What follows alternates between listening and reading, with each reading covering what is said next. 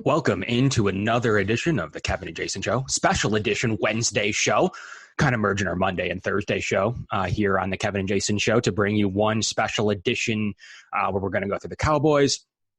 I know we didn't get into a recap of the Broncos, but that was a good game. Victory Monday, we got to celebrate. Everyone's prepping for the short week here on a Thanksgiving Day. It might be one of the few times in our lifetimes where we see this, unless they expand this Thursday schedule. I'm here with always Jason Shannon. How you doing today? Kevin, I'm thankful for a lot of things right now. An 8-3 team, John Brown, our safeties, the entire defense, minus Levi Wallace right now. But maybe next year I'll be thankful for him. Overall, I'm just really thankful that right now on this Thanksgiving Wednesday, we are talking about a game that matters against the Cowboys, and we're not talking about the draft yet. We're talking about a team that's positioning to go to the playoffs, and this is going to be a hell of an exciting game. It actually might have, kind of been kind of crappy if we had a team in the past where we were 4-7 going into this game and playing the Lions. That might have ruined my Thanksgiving dinner. Yep. But I'm really pumped for this thing. Yeah, I think anyone who say this a couple times each week or as the weeks go on, that I think you sign off preseason on an 8-3 through this point. Really, they've built up some room for error. They can lose that real quickly with a Dallas and a Baltimore loss in back-to-back weeks, pretty much putting them, back in the thin of any margin. But they've built the margin up. They haven't lost to bad teams. Cleveland's better, I think, better than Philly, in my opinion. That would have been a real nice win to go there and win that. But really outside of that, and a pretty bad Philly loss, that team's horrible and just hasn't been healthy all year.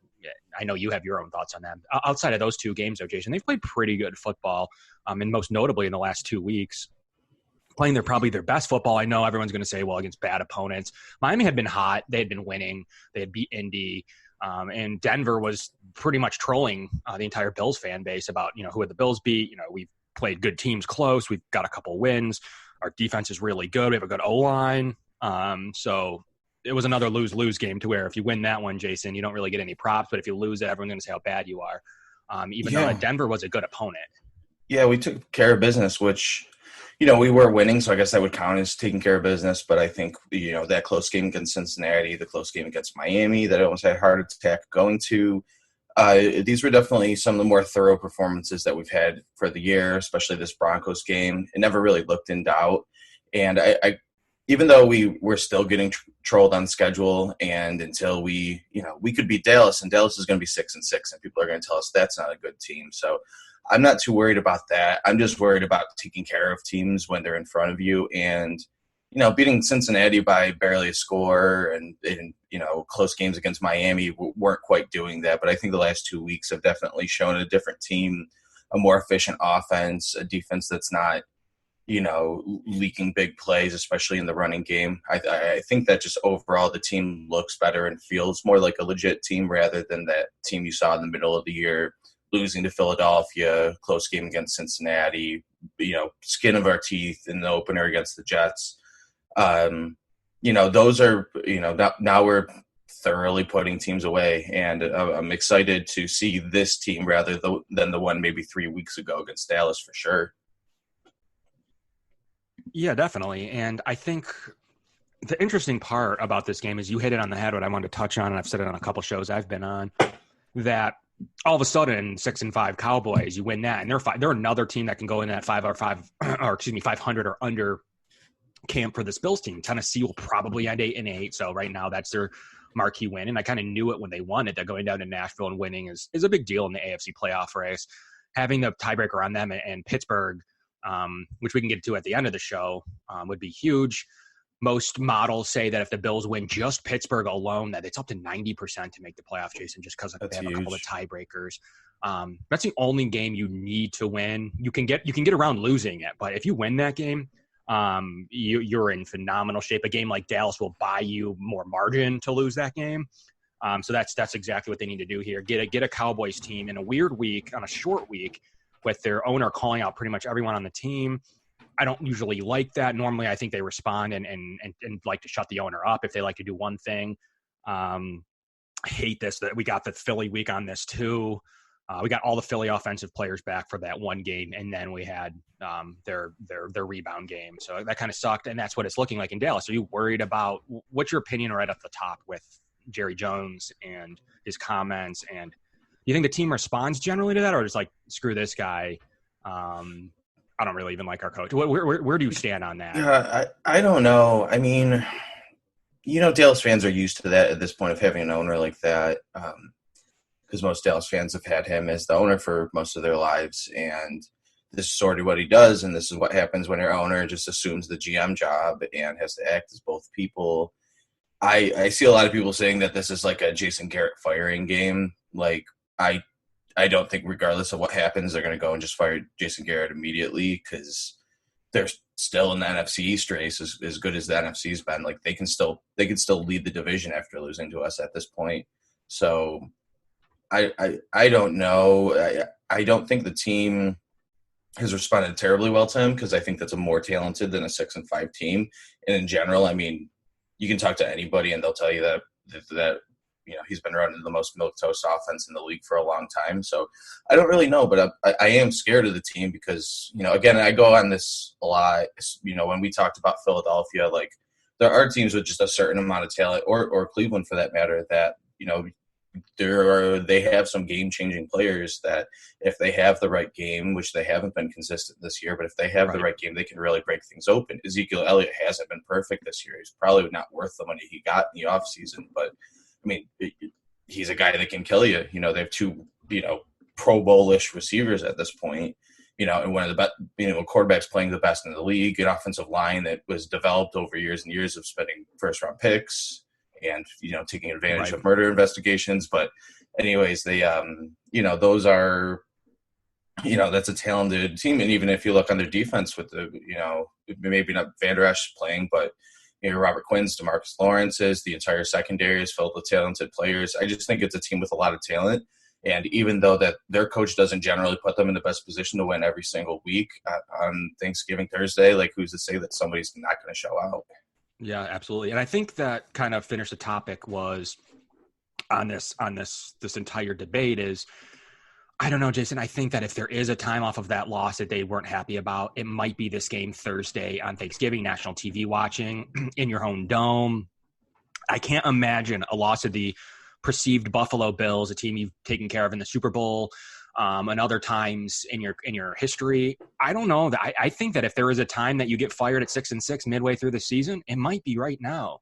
So I don't know how the team responds. I just think if they were an NFC West team right now, that might happen. Probably, yeah. They're in a playoff race right now, and even at 6-6, they're in the driver's seat. So I absolutely, because I honestly think he's getting fired after this year, unless they make the NFC Championship game, maybe.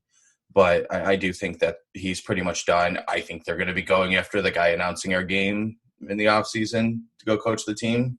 I know that's the craziest thing ever, but Jim Nantz? Yeah, Jim Nantz is going to be he's going to be coaching the Cowboys. They've done crazier stuff. He basically fired Jimmy Jones after winning a Super Bowl, or Jimmy Johnson after winning a Super Bowl. So you'll never know. I mean, yeah, my guess is that he's getting fired. If it's not Tony Romo, you're going to see Lincoln Riley or Matt Rule or Mike Gundy or somebody coaching the team. They really next year. Kellen Moore, right? Is he? If they fired him, is it Chris Richard? I don't even know who they're talking about as the Rod Marinelli. I don't. People are talking about Chris Richard. I've seen stuff about them saying that Chris Richard is going to take over the team, basically, so they don't lose Kellen Moore, because I don't think they think he's ready, but they want to keep him and they think he's a guy for the future. And if you get an offensive guy over him, he's gone. The next Jason Garrett, right? Yeah, basically the next Jason Garrett. And they played a couple of weeks where the offense was out of this world, and then they've kind of settled back to the Jason Garrett offense you've seen for the last 10 years. So I'm not sure that guy's getting a head coaching job anymore. Right. I don't know if John Kitna or Sanjay Lal, ex-Bill coach. They have some names on this staff, so maybe that's why they feel they can move on. Once again, Rob Marinelli, Chris Richard, a couple guys that have coached a head coaching experience. Chris Richard's been a hot candidate in the past, and it's definitely not Keith O'Quinn, the special teams coordinator, which is probably on thinner ice than 1 year Heath Farwell right now. So he's a guy that took a lot of heat for rightfully so. This is what I'm talking about, but rightfully so in New England game for the same play that happened to Buffalo. He took a lot of heat for it, and equally so in Buffalo. He needed to take heat for that play. It's the same play. And New England won again based on their coaching of the special teams and what they see on tape. So under fire there. I don't seem to think that this coaching staff will make its way through this, Jason. I don't know it's going to be Buffalo. Obviously, Dallas has a good chance to win this, 7-point favorites. The Football Productive Index still gives the Bills only a 20% chance, up from 19% to win this game. Screw them, first off. They're the biggest garbage, fake stuff I've ever seen in my life. Pretty There's fake. A couple models that are okay. Obviously, some of the ones that we use are have people been criticized PFF, by a lot of people. But FBI is an absolute bogus. Like, basically, we jumped 10 places last week because the Jets beat the Raiders. It's absolutely just garbage. Yeah, don't get me on my DVOA rant. I think it's just as fake or good as PFF. So if you're not a PFF fan, I don't know how you, just because it's a little more numbers driven. I don't know how you live and die by. There's DVOA. More subjectivity to it. PFF relies on. I'm not going to get a long debate about it, but PFF does rely mostly on people's judgment of plays, right? Which people can say are right and wrong. And it is true. Two people can look at the same play and have a different judgment on it. But I do think in general, as long as people use it as a tool or a part of their evaluation rather than the entire thing, I think that it's a pretty useful thing to have around, especially when you're talking about offensive linemen and, the secondary who don't even show up on the screen for half of most plays. Right. I think it's a pretty good tool to use. Yeah. And I love using all the tools. I just think that, at some point, you have to have an 8-3 team a little bit higher than above, or below 3 or 4 teams they beat. At some point, your model's a little off. And finally, you mentioned when we were behind Arizona, Detroit, Denver by far. Denver, yeah, yeah. So this will be a DVOA game to get into the matchups here, Jason. So they're missing Leighton Vander Esch, their potential. At points has been an all-pro linebacker, hasn't been playing great this year. Sean Lee stepping in, old wily Sean Lee. You still have Jalen Smith at the linebacking core. Missing what everyone seems to say is one of their better defensive tackles too, in Woods. A guy, Antoine Woods, a guy that they really have liked the way he plays. They have more pass rush ability, obviously, when they run different stuff with Bennett. But he's really their run-stopping guy and could really bode well without Vander Esch or tackles machine, if nothing else. And then without Woods, a guy Dallas Cowboys fans are pretty nervous to play. I guess they're going to start for the first time. I cannot recall. Is it Therese Wood? I cannot Therese. Tristan Hill? Yeah. Are we talking about defense tackle? Yeah, defensive tackle. Tristan Hill, that's it. A guy that's been awful, that they're really nervous about, and Christian Covington, a guy from Houston that's bounced around a little bit. So they're getting thin on the at one point strong front seven. So a couple of good matchups that the Bills absolutely need to control the clock and run the ball, missing their run stopper and one of their better players on defense in Vander Esch. And then Jeff Heath, their starting safety, is now out, or questionable, I should say, at this point with a shoulder injury. And those are shoulder injuries are hard to rehab. So we'll see if they push him. He's kind of like a big leading presence back there. I don't know. Jeff Heath is kind of like their, I guess Sean Lee could take this too, but he's kind of like their Lorenzo Alexander, a guy that just does the right stuff and is a pretty solid football player. But I mean, you're starting to get into Darian Thompson and Josh Jones just claimed range. If Jeff Heath doesn't go, and that's if you already like Xavier Woods, who's played some pretty solid football this year, Jason, and their DBs, Wouzier, Lewis, and Jones. Guys have played pretty reasonably well. What's your kind of thought on those injuries and the Cowboys defense first? Yeah, I mean, immediately when you see Vander Esch out, it's probably going to help in the run and the pass game. It would be nice to establish the run. I think we've said this in a few past games where there's been weaknesses, especially with injuries on the other team, especially in that Browns game, and we really weren't able to do it. But certainly with Woods, Vander Esch, that's where I would immediately look right now. It's worked. Singletary just got his first 100-yard game. Gore just became the third all-time leading rusher. I think this is a good week to still continue that. I think they do have some momentum. I don't think I think the replacements that the Bills offensive line made last week ended up working pretty well. if Feliciano does have to come into center and then Long comes in at guard, I think Ford has been pretty decent in his first start. I think overall, I mean, that's really what you want to do is just simplify things. It also, I think it's a big game. We've seen the Bills team get nerves in some of the night games. Obviously, we haven't played on Thanksgiving since 1994, but it might be a good game to limit the amount of times that Josh Allen has to chuck it or has to really make a play. Maybe only use them where we need to. He's really good on the road, Jason. It's another stat that just has been bouncing around that he's been way better on the road than at home in his career. Yeah, I found that interesting. I mean, isn't that just weather? I'm trying to think. I'm thinking it's weather, but he said himself that he gets amped up in front of his home crowds. He likes to prove other crowds wrong. He played super well in that Miami loss last year down there. He played well in that Minnesota game. He played well. I mean, he's got some good road games underneath him. That's one thing that I'm always never too super duper worried about is Josh Allen on the road. I remember 2017 Sean McDermott just couldn't win on the road. They took that one Atlanta game, but weren't they 1-7 on the road of the playoff year, 2-6? Yeah, they were pretty poor. They definitely were a defend their dirt team that year. I don't know. I think some of it's just random and who it ends up matching up against. Because he had that opener where he was pretty much dog crap for 3 quarters and turned the ball over 4 times. So that's that's an opening game. That's a game where you're going to be a little more hyped up than normal. You haven't played in a while. You're not as even keeled. So I'm not saying that that's going to have a huge effect on him, but I just think that this might be a game to settle things down and see if you can establish the run first. It also just to keep the ball, maintain possession. The Cowboys have the ability to have a high-powered offense, and maybe just, getting those chunk plays with Singletary is going to be something that slows the game down and keeps the ball out of Dak Prescott's hands, who has been really, really good this year for the most part. Yeah, he is. He's been great. Dak Prescott's a good quarterback playing on his contract year, kind of like Ezekiel Elliott did on his contract year. You're getting the best of them. And I always feel this in any sport, Jason, you do get the best player possible in these contract years. And I always love to see how a player bounces back after they get the deal. And to me, Zeke Elliott's been good, and he's going to get his. And I'd imagine should be a big part of this game plan, considering that's where the Bills struggle in this thing. But he has struggled. I mean, he hasn't been perfect. I think he only has, 1 yard of 20-plus this season? Yeah, he's got 120-plus yard gain. He's had some pretty poor games where he's had the low yards per carry. It's been back and forth for him for sure. Yeah, definitely.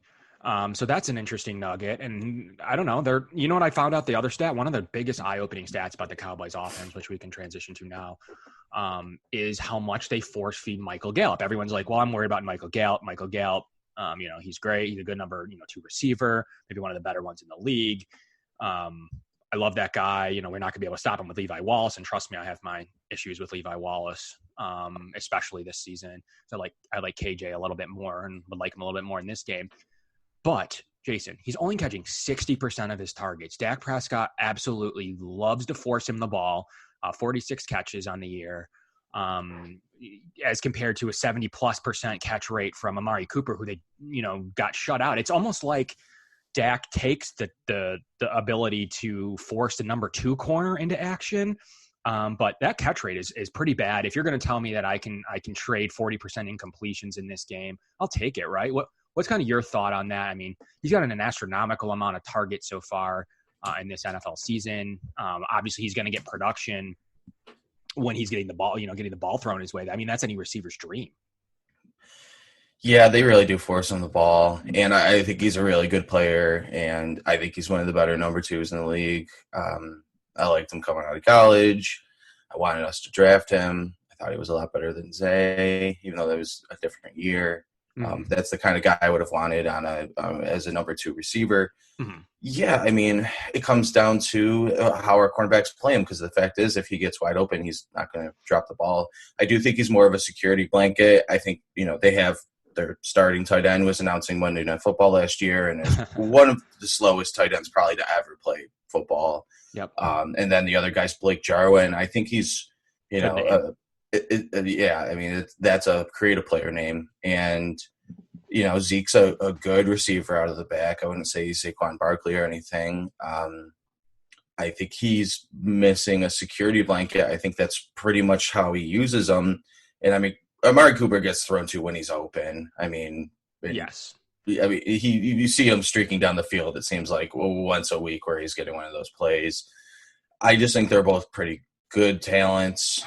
One of the better receiver duos in the league. And Randall Cobb's had a big year too with some big gains. It happened probably a little more early in the year. It looked like a steal of a signing, almost like a John Braun level signing.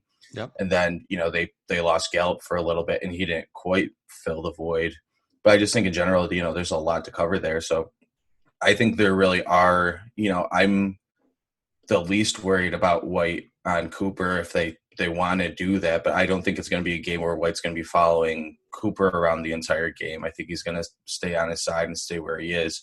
And we're going to rely heavily on, Levi Wallace and Taron Johnson and maybe hopefully Kevin Johnson to, keep those guys in check. I don't think we're going to have any problem with Witten and Jarwin against our linebackers. So, that's really where it's going to have to come down to. And number 2 best against the tight end in the league of the Bills. Number 2 in fantasy points too. So no matter what way you like to look at those things, the Bills are very good against the tight end. Great from those Chan Gailey and Dick Duran years of just never being able to cover tight end. So 2 athletic guys, and I have no problem with Witten and Jarwin. Even if they try to force feed that way, like you said, if they force feed Cooper, you might take that. Look at how good Gilmore did against him. And I only think Trey White's like one little small step back from him. So it's going to be an interesting game. But at some point, I keep going back to Gallup. I want him to be the real deal to me. 143 targets in his career so far and since 2018, 79 catches. Not good enough to me, Jason. So you get 143 targets. I hope you have 1,200 yards receiving. Yeah, he struggled last year. Yeah, there's no doubt about it. And obviously hasn't been perfect yet this year, but we'll see. Whether it's because of him or it's because of coaching or whatever, it's, that doesn't really matter to me whose fault it is. But these things do tend to happen to second and third receivers with Dallas because Jason Kaiir is just well known for a very unimaginative offense. He doesn't use motion just about ever. Kellen Moore started doing it at the beginning of the year, and they went and lost a game, and they immediately went back to Jason Garrett ball. And I do think that it is both strenuous on the quarterback and strenuous on the wide receivers that they just don't have like those free plays. Like they don't have the McKenzie around where you can get 10 yards and loosen up the defense. They go and run base, ace shotgun Madden package, and those are your plays. And I do think that doesn't help, but I do think that helps a defense and helps a defense keep maybe a more talented offense in check a little bit. Yeah, and as you know, the Bills have allowed the league low 43 on passing touchdowns in 43 games under McDermott. A really good statistic that if we're they're going to secondary in the league. Yeah, if they're going to sit back there and play that style of ball, well, the Bills will take it. I mean, really, I think what people are going to get nervous is a big Zeke Elliott game, just like the Eagles had, forcing Jordan Howard and Miles Sanders. So I think that you'll take a throwing game. I've given you enough information that Michael Gallup could develop into a great number 2, but as you said, that it fits well in this Dallas scheme. I don't love the targets to catches. A lot of people don't like that stat. I do because, I just think it's how many plays are you making with how many downs are you getting? 149 downs. You're only making 50% of your catches. And it's pretty poor this year, too. It's up to 60%, but it's still pretty low of the league. Got Zay Jones traded. So I want to see him go out and ball out. And he's playing Levi Wallace. He's not against, Trey White necessarily in this one. So, it's not an impossible task, but I want to see him play against good secondaries. And I'll take numbers for him if that means that, Amari Cooper does the Stephon Gilmore 0. At some point you merge the two together because the defensive backs did their job on one side. And then if Dak Prescott's going to force feed him, he goes for 95 yards. Okay. But 95 combined's not very good. So I think that's just like you can take, his targets and catches with a grain of salt. You can also factor that he's playing alongside Amari Cooper for most of his career and that he's, getting all those targets. So yeah, I think his numbers could be inflated too in a way. So I want to see it. I'm not sold on Michael Gallup. I've purchased him in fantasy at times. I've tried to buy into him as a player. I want to see him go out and maybe he'll throw it in my face against Levi Wallace and Kevin Johnson and absolutely crush the Bills. I don't know. He's got that talent.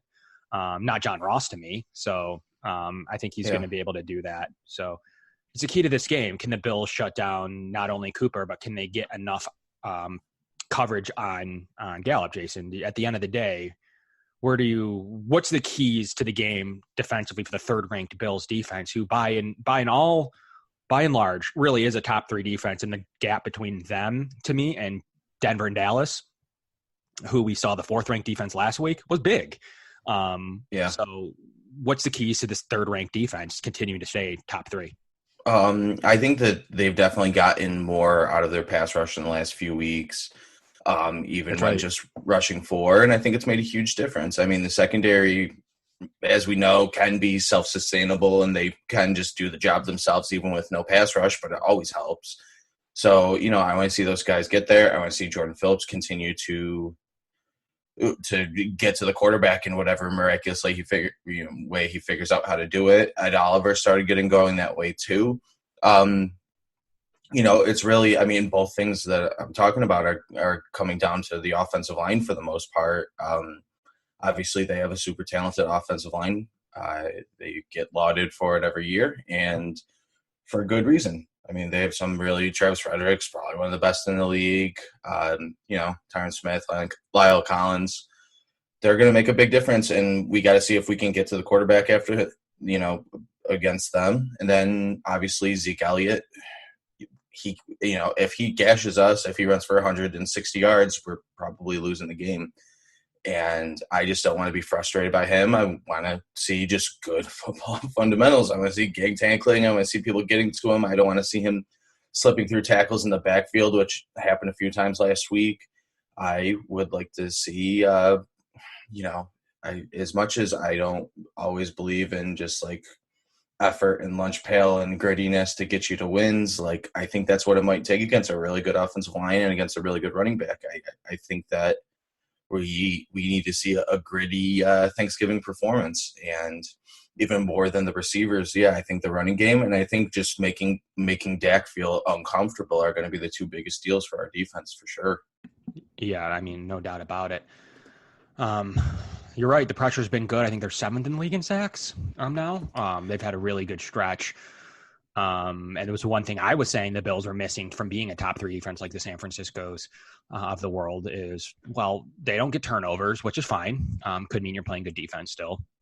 But then you're not getting sacks too, which means you're not getting those chunk losses. They have gotten those lately. It's been good. They've been getting great Shaq loss and pressure.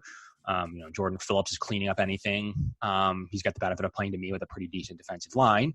But he's been getting that. Ed Oliver's been getting after it. I think D-line's coming together really nicely. It's one of the best developing parts of this team. It was, to me, a strong suit in the preseason, kind of dwindled away to be more average to me throughout the first half of the schedule. Now it's really developing back into maybe probably one of the better parts of this team with really good linebacking play and some really solid secondary play. And there you go. You have the 3rd-ranked defense.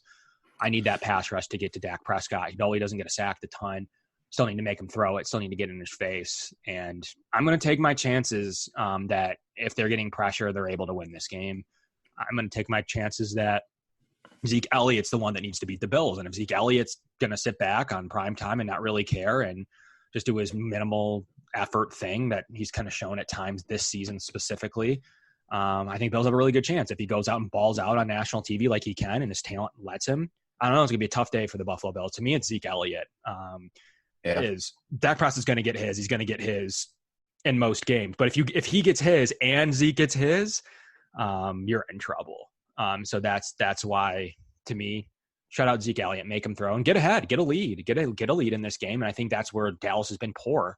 If you get a lead on the Cowboys, they haven't played very good football. So, in the Bills offense, Jason, what's the keys to the victory in this one for the Bills offense?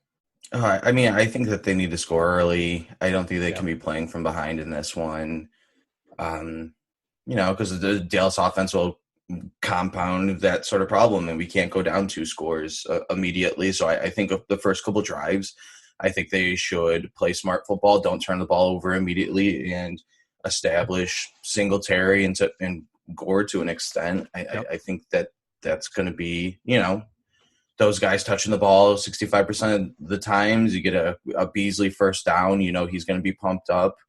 And you throw straight to John Brown, and you are up 7-0 on Thanksgiving, and you have a lot less to worry about. I think that it's just starting off on the front foot, not waiting until the second half to really get going. We really have, even against the Broncos, it was 6-0 at the half, and we were just moving the ball all over them, and we just need to figure out a way to get into the end zone on those. We can't in games where we are dominating, we can't go into the half with a 6-0 lead. Can't do that against good teams. No. And so, that's what I'm looking for, them just being ready for it. And I think that the key to it is going to be unlocking Singletary. I said 4 weeks ago or whatever, when he was coming back, you asked me the question of when are we going to get a full Singletary? And I kind of said that they were going to ramp him up to be ready for this late season schedule and for the playoffs. And they probably did it a little earlier than I even thought they would do it. But this is what he's here for. I think they saw him early in the year and they said, man, we're going to need that guy at the end of the year to beat those teams. We might not need him to beat Washington, but we're Right. definitely going to need him for Dallas and, Baltimore and Pittsburgh and hopefully the playoffs. So I think this is it right here. This is his time. Yeah, and in his last 2 weeks, and this kind of thing we alluded to in these 2-game stretch we've alluded to in the earlier portion of the show, 36 carries for 181 yards and no touchdowns. But 5 yards per carry, 200, close to 200 yards in those 2 games. He's been a really good running back for this team. He's been showing the ability to catch out of the backfield, which he didn't do very much at Florida Atlantic. He's been running at 5+ yards per clip, something that LaShawn McCoy didn't do, something we haven't really seen at this high of a level 5.8 this year. Yeah, since Carlos's 1 year and CJ Spiller, really. That yards per clip is just dominating, and he's so good after contact. He's been a really good find for this regime. A lot of people hated the pick. I remember of why would you take a running back with Shady and Gore, Yeldon. Why would you do that early in the third or, mid-third, I guess, or really that's pretty high. Starting running back. And there were still things to me that I think they wanted David Montgomery still. I think that's why Chicago traded 1 pick in front of the Bills to take him. But I think they were plenty fine with their two decisions of David Montgomery and Devin Singletary. They wanted to come out of the draft with one of them, and that's why you got to take him there. And he's been a good player. I don't know how he relates to Montgomery at this stage. Maybe we could look at that in the offseason. But 490 yards so far, and just really in 8 games. It's not a full season. Remember, he missed those games. He's been a really big factor in the Bills. I will always say this, Jason. The Bills are a much better football team with him on the field. There's times for Frank Gore. I'm good with him as a change of pace. He's great in the locker room. He does his thing. Really good. I like him as RB2. I have no issues with Frank Gore. But 60 yards per game so far in the limited action in his 8 games. He has a chance to get up in the 700-800 yards when it's all said and done going into a sophomore campaign, which I'm really looking forward to. So Devin Singletary is absolutely a key to this game, and the Bills need the most out of him as possible. Last note, Robert Foster was just coming into his own, made a really good run, had a good catch the week prior, looked like he might be finally that receiver 2, really receiver 3 with Beasley, but receiver 2 in label. And then he goes down with a hamstring, kind of the story of his college and pro career. Do you think that they suit him up tomorrow? And if not, are you going Duke Williams? Or are you going to go wild card for running back TJ Yeldon because Norris Perry does nothing for the team? So do you inactivate Foster? Do you think Foster plays? Or do you go Duke Williams or TJ Yeldon? It'd be a tough thing to I don't see the guy. It's not my hamstring, but you rarely would see that in a guy come back 4 days later.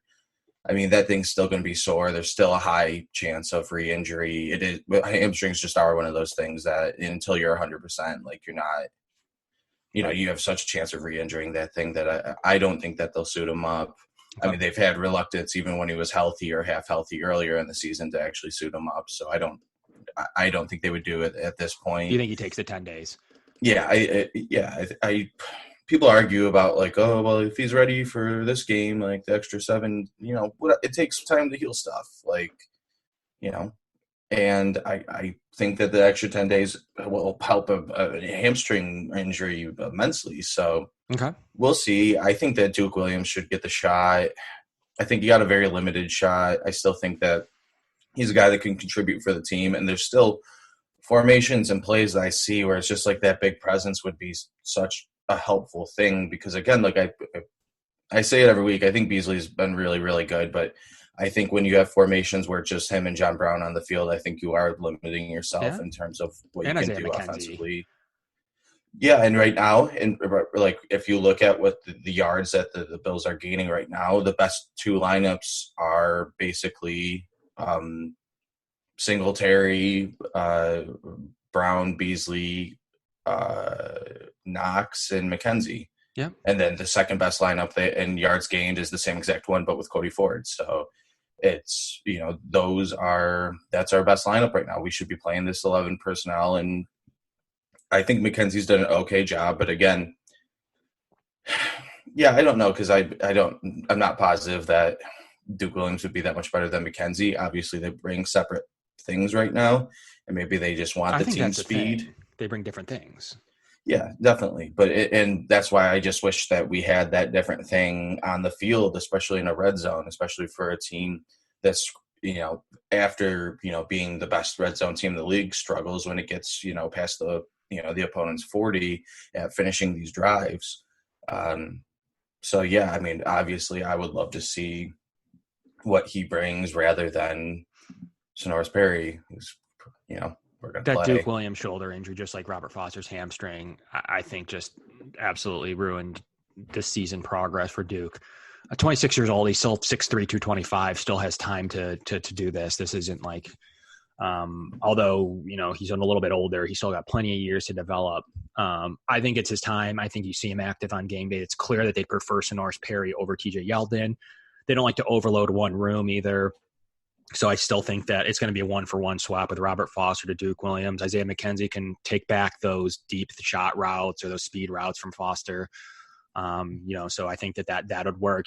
Whatever, you have Andre Roberts active if you want to do something with him, but Duke Williams needs to get this shot. What a story it would be, though, for him to come out, play any type of decent football game, and hear Tony Romo and Jim Nantz talk about that, Jason, about the Duke Williams story, because he's talented. I think he can add something against these cornerbacks. To me, I think he goes up really nice against an Awuzie. So I'd like to see him come out and ball out and be a presence in the red zone. Obviously, Lee Smith obviously doesn't give him anything in the red zone. Tyler Croft, we'll see. But, obviously they like Dawson Knox down there too. So I'd like to add another presence in Duke Williams. I think you need to activate him.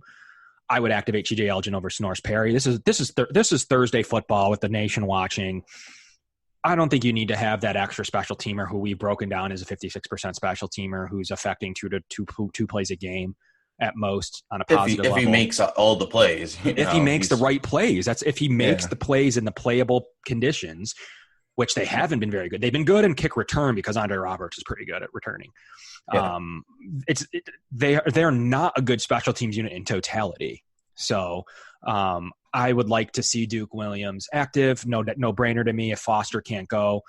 And then it's a no-brainer to me to have TJ Yeldon active as a pass-catching back, which you might need in this game if it gets to high scoring levels. But guess what? You have Sonoris Perry over there standing on the sideline because you needed him to affect one or two special teams plays.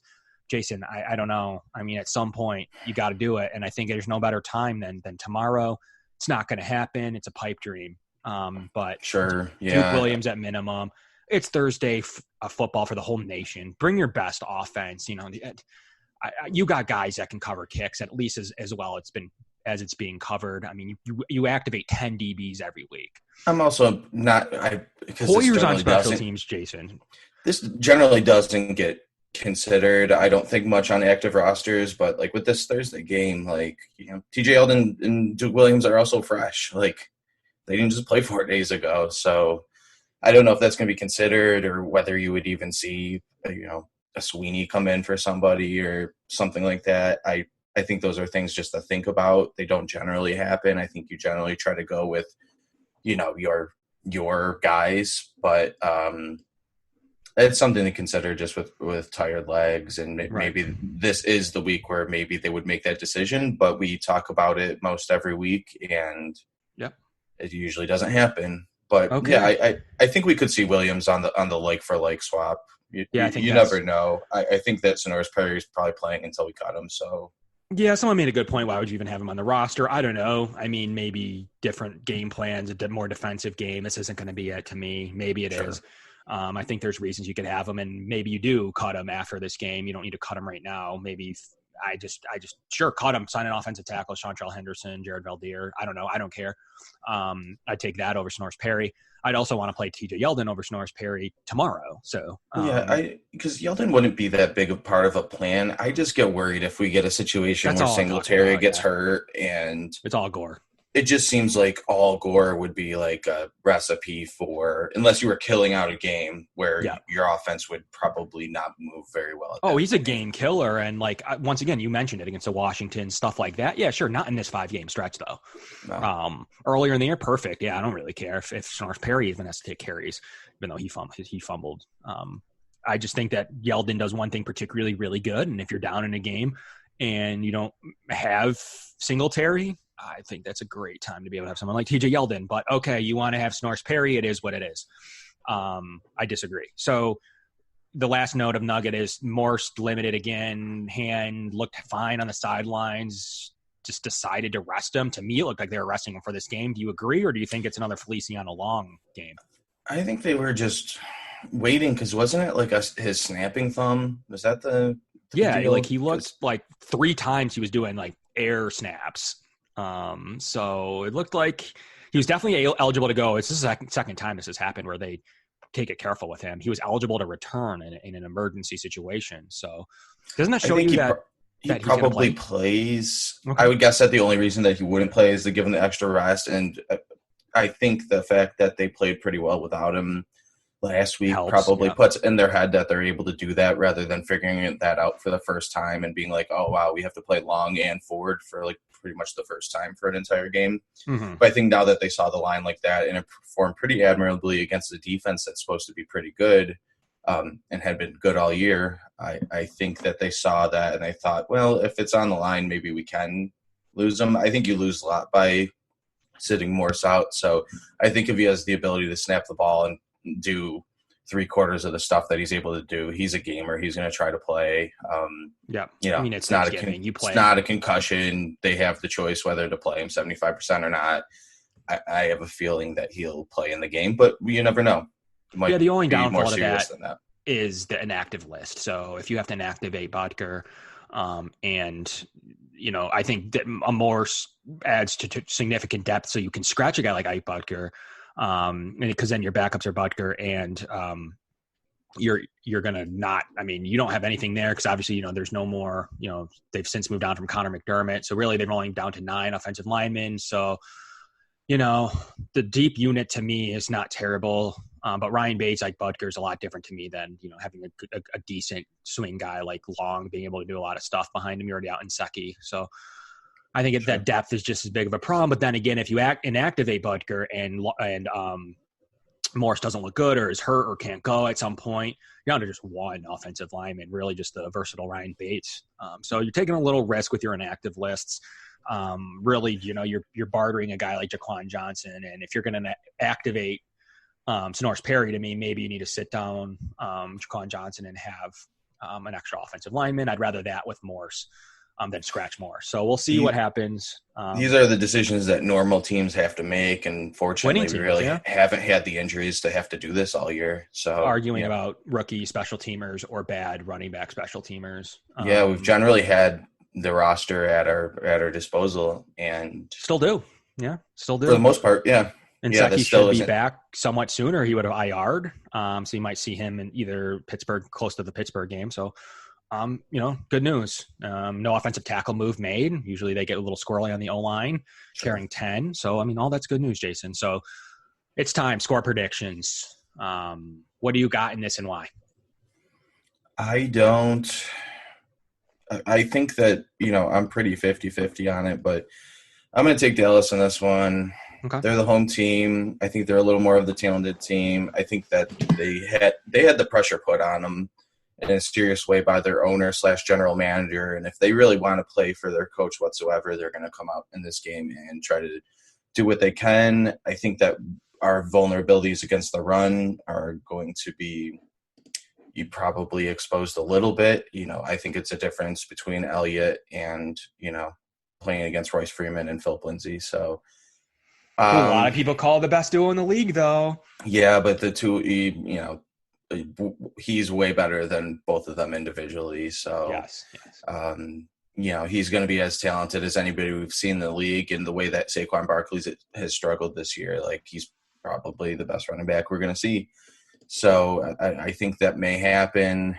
We haven't had a good recent history in these big time, CBS games, night games, etc. So I'm going to go 27-13 Cowboys. I could totally see the situation where the Bills come out and they do their best and win the game, and maybe we win at low scoring or close game. Our defense plays well, and they don't really move it. But the Cowboys are used to playing this game every year, and they're doing it at home. And I just think they're just a tiny bit better than us at this point, and that's where I'm getting that from. But obviously, I'm going to be rooting for the Bills. I'm wearing face paint to Thanksgiving dinner. Nice. Yeah, we're going for it. So we'll see. I'm hoping for it. What's your final score do you have in this one? 27-13 Cowboys. 27-13. Okay. Oh, Jason, we're both 9-2 on the year predicting Bills games. That is true. Fairly easy year. I think we both got the Cleveland game wrong. We both got the Philly game wrong, right? Is that the only losses we have? Yes. Okay. Yep, those are my two wrong predictions. Yep, mine too. So we're going to have to go different on this one just to break, and we might not go different the rest of the year because I want you to win this one then. Pittsburgh. I think we might go the same the rest of the year. So this might be the only difference game we have, unless at the end we have to do something wanky. But I have the Bills in this one. I have them winning this game with a road Josh Allen taking over against, to me, a decent Dallas defense that isn't even as good as the Denver defense, missing a couple players in a dome, so there's not going to be any wind. I got 27-21 Buffalo. I think that's what's going to happen. I don't know that we'll see full game Zeke. I've had my reasons for not loving Gallup. We'll see. I mean, absolutely going to cover. I think they're going to at least cover that 7 points, but I'm going 27-21 in a Kevin and Jason show potential tiebreaker game for our predictions. If we lose this game, we'll probably have a different prediction for the Pittsburgh game too. Yeah, because there's no way I have us beating us if we lose to Dallas. You don't have the Bills beating Pittsburgh or Pittsburgh beating Buffalo? I won't have Bills beating Pittsburgh, probably. You won't? Okay. That's a bad foot. They're playing Devlin. I mean, I know. An undrafted QB3. That offense is terrible. Yeah. But he improved their team slightly somehow. To beating no Dalton Cincy. By the way, yeah. Dalton Cincy's going to win a football game against a team that we need him to, either Pittsburgh or Cleveland. If I was a transition team, I'd be all over Dalton next year. He wins Not to get too games. off topic. Yeah. He would be, I would have him way over your Case Keenum class or Easy. Whatever. He's got to be above Joe Flacco. If I had an okay team that needed a quarterback, which there's going to be a few of them next year, if I was San Diego and Rivers is gone, I'm signing him and I'm drafting a guy, and I'm feeling pretty good for a year and a half until the rookie has to play. And, I would go and draft Tua and let him heal and, do that sort of plan. And I think that would be a really good plan for a team. I just think that just wasn't a good team. It's apparently not a particularly good coach or coaching staff. Yeah, they can't convince AJ Green to play. Right. It's a team in which shambles. Is remarkable. They couldn't trade him either, Jason. And they didn't trade him. I mean, how crazy is that? They didn't trade anybody. Absolutely. Really, Miami did a good thing, and they didn't do a great thing by beating an Indy team they shouldn't have beat. Helps the Bills. But did not need to do that. Anyways, Jason, we have different predictions for the first time this season. we'll see what happens. I might need to get that Pittsburgh, so I hope you do pick Pittsburgh so I can get that game back. We'll see. Well, I'm rooting for you on that one. Okay, so really action-packed show, going through what we needed to go through. As always, this show is presented by Cover One. Get the premium subscription, get all access to all of our shows that you do anyways, but that in-depth premium content, and we get a lot of our stuff from there. So make sure you do that. Slack group, fantasy football next year. Lots of cool stuff going on over there at Cover One premium content. Make sure you tune in and check that out. And maybe we'll have some fun guests like we did last week with Lockdown Broncos, Cody Rourke. Maybe we'll have some fun guests coming up in future shows. I didn't really want to talk to a Dallas person. So no, we like Denver. I'm not going to deal with unless it's Gary. Gary, yeah. Unless it's Gary, so we could troll him the whole time. I don't think I have anybody else that I'd want to talk to from Dallas. So, from the Kevin and Jason Show, everybody have a great Thanksgiving, by the way, from the Kevin and Jason Show. I'm Kevin. That's Jason. Thanks, guys.